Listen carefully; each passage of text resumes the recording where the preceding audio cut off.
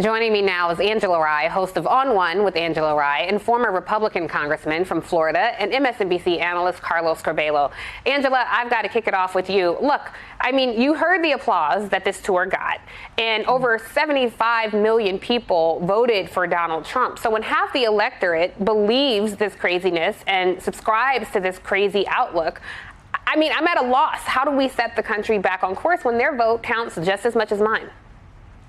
Well, Tiff, I think the challenge is us really coming to terms with the fact that the country has always had a rough path. And right now, what folks are tapping into is what they believe is a righteous, I almost said righteous, which would have been a great Freudian slip, but a righteous, toxic, white supremacist-based anger. Right? It's a rage that says the thing that I stole is rightfully mine, right? And they stole land, so why wouldn't they steal or try to steal an election?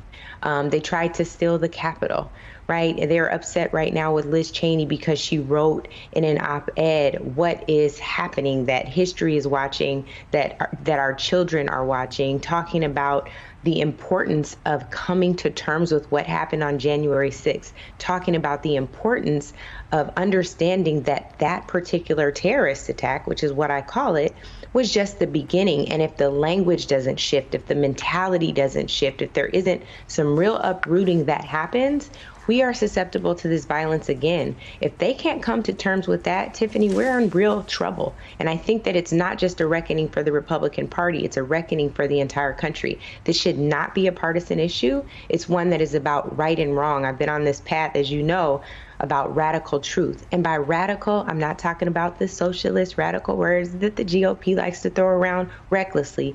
I'm talking about a thorough connection, a complete connection to truth. And that's what this moment calls for. So I think you made a good point, Angela. So, Congressman, I'll turn it to you. You've said to some of my colleagues on this very network that there are people who quietly support Liz Cheney. We can get to that. But I'm just curious, why is it always the Republicans are so quiet? There are people who are quietly frustrated with Donald Trump. There are people who were quietly frustrated with the QAnon congresswoman.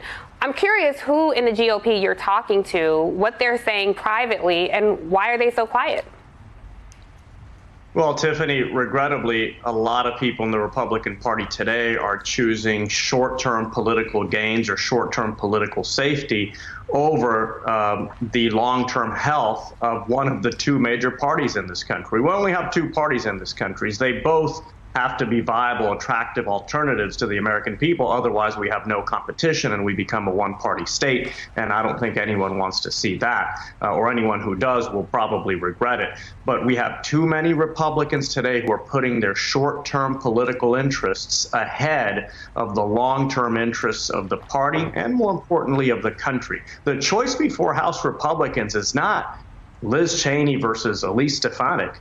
It's a question about whether or not they want to turn the Republican Party into a religion where God is Donald Trump, someone who has lied over and over again. And by the way, someone who has demonstrated to Republicans that he cares a lot more about himself than he cares about the party or about any of them.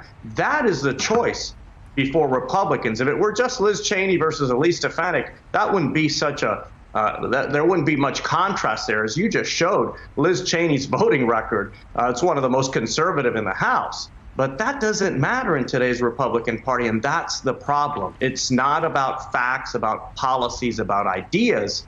It's about following one person who has lied over and over and over again.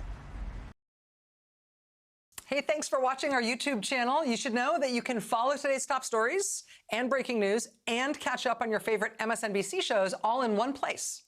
Download the NBC News app today.